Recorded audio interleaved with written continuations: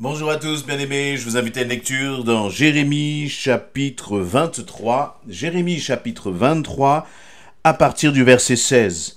Alors j'ai un titre dans ma Bible, là, à partir du verset 16, qui dit « Des prophètes menteurs ». Des prophètes menteurs. Voici ce que déclare le Seigneur de l'univers. N'écoutez pas ce que vous disent les prophètes. Ils vous bercent d'illusions. Ce qu'ils vous annoncent sort de leur propre esprit. Cela ne vient pas de moi. À ceux qui se moquent de moi, ils osent annoncer, le Seigneur a dit, tout ira bien pour vous. À ceux-là même qui ne suivent que leurs propres intentions, ils affirment, le malheur ne vous atteindra pas. Mais lequel d'entre eux peut prétendre avoir siégé à mon conseil ?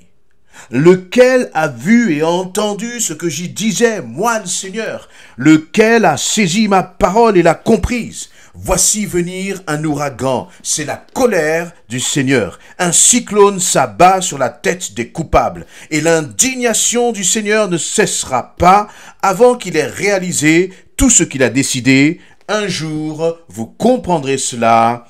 Amen. Je vais continuer, verset 21. « Je n'ai pas envoyé ces prophètes, et pourtant ils courent, dit le Seigneur. Je ne leur ai rien dit, pourtant ils font des proclamations de prophètes. S'ils avaient siégé au sein de mon conseil, ils auraient transmis à mon peuple tout ce que j'ai dit, et ils l'auraient amené à renoncer à sa mauvaise conduite, au mal qu'il fait. Suis-je un Dieu à la vue courte ? Demande le Seigneur. Non, je suis aussi un Dieu qui voit de loin.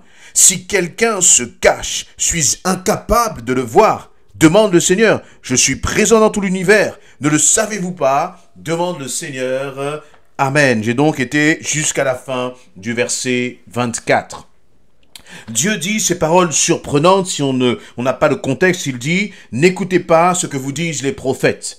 Dieu n'est pas en train de dire de façon générale « N'écoutez pas les prophètes, n'écoutez pas les prophéties ». Ce n'est pas cela. Ce que Dieu est en train de pointer du doigt, c'est un dérèglement au milieu du peuple de Dieu. Quel est ce dérèglement? Eh bien, c'est que le peuple de Dieu est en train de pécher, il est en train de se rebeller, il est en train de désobéir à Dieu. Et puis, pendant que le peuple est en train de désobéir à Dieu, il y a des prophètes, donc des faux prophètes, qui disent « Continuez comme cela, eh bien, le Seigneur vous bénira. Continuez comme cela, le malheur ne vous atteindra pas. » Et j'aimerais que nous puissions réfléchir un peu sur cette dimension de la désobéissance et son impact dans nos vies.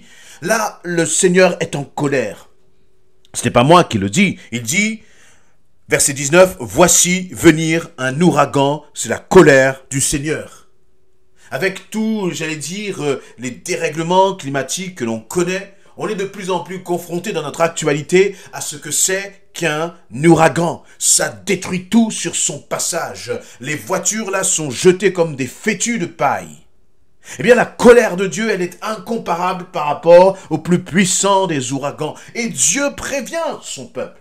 Il est doublement en colère. Premièrement, parce que son peuple désobéit. Son peuple agit sciemment, contrairement à la volonté de Dieu. Première chose. Et le deuxième point qui met Dieu en colère, c'est que en plus du fait que le peuple désobéit, il y a des hommes qui se disent prophètes et qui, en fait, comme veulent bénir l'attitude, la mauvaise conduite du peuple de Dieu. Et ils disent, continuez comme ça, de toute façon, Dieu va vous bénir. Non, on ne se moque pas de Dieu. Dieu est aussi un Dieu qui peut se mettre en colère. Il peut se mettre en colère parce que Dieu voit une chose, c'est que lorsque toi et moi, nous péchons, si toi et moi, nous pratiquons le péché, nous nous entêtons à pécher, nous ne pouvons pas ensuite lever les mains vers le ciel, commencer à chanter de beaux chants et faire comme si Dieu n'avait rien vu, comme si Dieu n'avait rien entendu de notre mauvaise attitude. Et même mieux, nous pouvons nous comporter n'importe comment et croire que les belles promesses de la parole sont pour nous. Non, si tu marches dans le péché, si tu marches dans la désobéissance, dans la rébellion, les promesses de l'Éternel ne sont plus pour toi. Tu n'es plus au bénéfice, j'allais dire, des bénédictions de l'Éternel. Parce que les bénédictions de l'Éternel, elles sont bien sûr le fruit de ton obéissance. Donc tu ne peux pas marcher dans la désobéissance et espérer récolter les fruits de l'obéissance. Et là, il y a un avertissement qui est clair.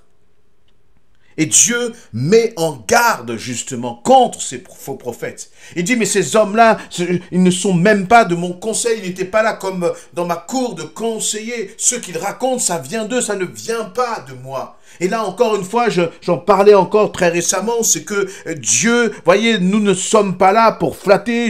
J'en parlais lorsque je parlais de les recommandations de Paul à Timothée dans son enseignement. Un enseignement qui reprend et qui encourage, mais qui reprend parfois. Et toi aussi, ne cherche pas simplement des prophètes qui vont te flatter. Ne cherche pas simplement des prophètes qui vont proclamer des bénédictions sur ta vie, alors que tu sais pertinemment que tu marches dans le péché. Je crois que ce qui est important, c'est que plutôt que de chercher des prophéties à droite et à gauche, c'est de se dire, Seigneur, est-ce que je marche dans ta volonté? Est-ce que ma vie est conforme à ce que tu désires? Parce que mon désir, c'est de t'honorer. Et là, on se dit, mais comment se fait-il qu'un peuple qui a vu Dieu agir, qui a vu les miracles de l'Éternel, un peuple qui a été mené là, qui a été sorti d'Égypte, qui a marché dans le désert, qui a vu une nuée, j'allais dire de jour comme de nuit, la mener, qui a vu la mer s'ouvrir devant eux, un peuple qui a été puissamment délivré par Dieu de l'esclavage des Égyptiens, comment un tel peuple peut vivre en désobéissance, en rébellion vis-à-vis de Dieu? Bien, je crois qu'il y a un élément qui est intéressant, c'est que ce peuple, ce n'est pas qu'il ne cherche pas de prophètes, il cherche des prophètes, mais il cherche des prophètes qui vont leur parler de bénédiction. Il cherche des prophètes qui vont les caresser, comme je disais récemment, dans le sens du poil. Ce qui les intéresse, ce qui intéresse ce peuple, ce n'est pas Dieu et avoir une relation avec Dieu, c'est la bénédiction. Et ils se disent, tant qu'on a la bénédiction, eh bien, c'est ce qui est important, c'est ce qui est essentiel. Mais non, ce qui est important, ce n'est pas la bénédiction. Ce qui est important, c'est d'avoir une vraie relation avec Dieu.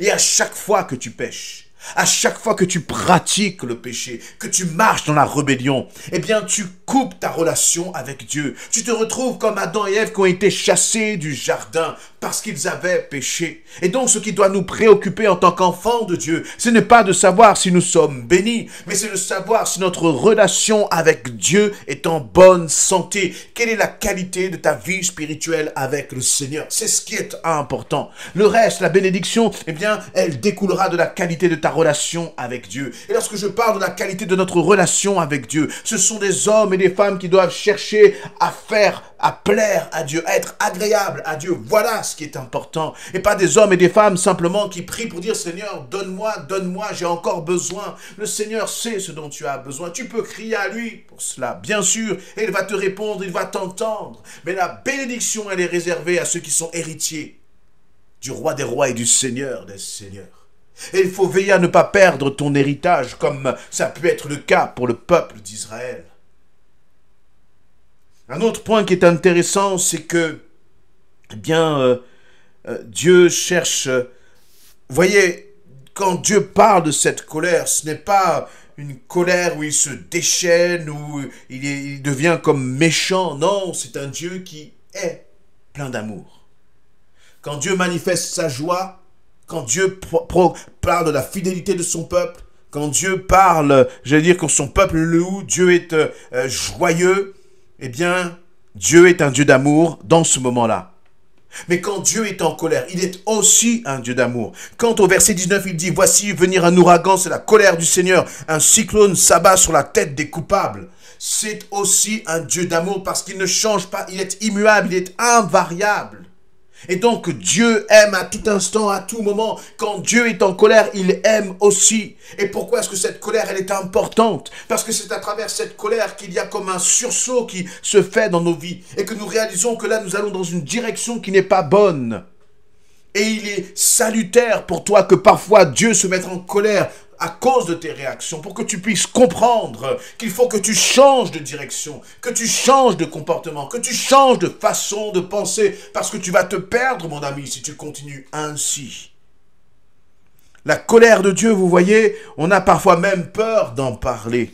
On ne veut parler que d'un Dieu qui aime, mais d'un amour, vous voyez, qui est galvaudé, d'un amour qui est selon la compréhension humaine, d'un amour presque, j'allais dire, un peu...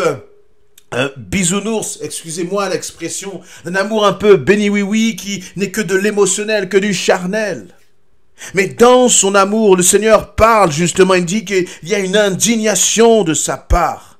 Et cette indignation, elle ne cessera pas jusqu'à ce que son peuple soit puni, son peuple soit repris. Et ça aussi, il faut en parler. Et lorsque je parle de cela, je pense aussi à l'enfer, qui est comme, j'allais dire, l'ultime destination.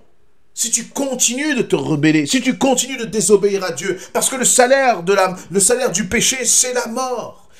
Et nous ne devons pas avoir peur de parler de la mort. Nous ne devons pas avoir peur de parler de l'enfer.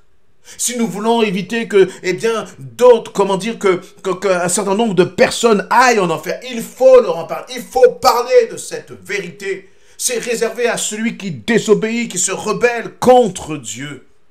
Mais par contre, si tu te repens, si tu demandes pardon au Seigneur, si tu changes de direction dans ta vie, si tu donnes un nouvel élan à ta vie en disant « Seigneur, je m'abandonne à toi, je te demande pardon pour mes actions, ma façon de penser, pour tout ce qui en moi, Seigneur, ne te glorifie pas. Je veux cesser de me rebeller, je veux m'abandonner à toi et faire ta volonté. » Alors le Seigneur te dira, si tu confesses ton péché, Dieu est fidèle et juste pour te purifier et te pardonner de toute iniquité. Dieu te pardonnera si tu reviens justement de cette direction, de cette voie de mort.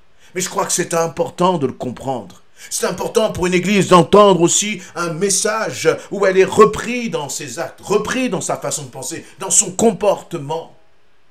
C'est important, on ne peut pas être une église qui se leurre, qui se fait des illusions, qui vit sur les prédications et les prophéties de faux prophètes.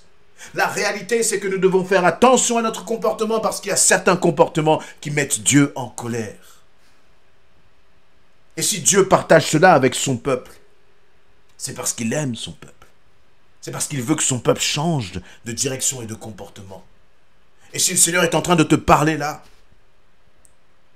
ouvre ton cœur, soumets-toi, obéis, reviens au Seigneur. Mais ne crois pas que si tu ne changes pas de direction, rien ne va se passer pour toi. Dieu dit, suis-je un Dieu à la vue courte, demande le Seigneur. Non, je suis aussi un Dieu qui voit de loin. Dieu voit tout ce que tu fais. Dieu sait tout ce que tu fais. Et on ne peut pas le tromper. On ne peut pas abuser Dieu. On ne peut pas tromper Dieu. Et on ne peut pas dire, Seigneur, je connais tes promesses pour moi. Je connais tes bénédictions pour moi. Oui, ces bénédictions, elles sont valables encore une fois si tu marches selon les voies de l'Éternel. Mais si tu continues de t'entêter dans ton péché, Dieu te reprendra sévèrement. Et l'Église doit se préserver des faux prophètes. Et ces faux prophètes sont la marque aussi des temps de la fin, où il y aura des trompeurs, des prophètes menteurs. Attachons-nous à la vérité de la parole. J'ai parlé encore hier de ce même enseignement sur Timothée. Et là, le Seigneur me pousse vraiment à insister encore. Soyons des hommes et des femmes qui marchons vraiment selon la connaissance de la parole. Comment éviter les prophètes menteurs? C'est tout simplement en lisant, en méditant la parole de Dieu. Parce que c'est elle, en fait, qui doit être notre seul guide dans le nom de Jésus-Christ. Amen.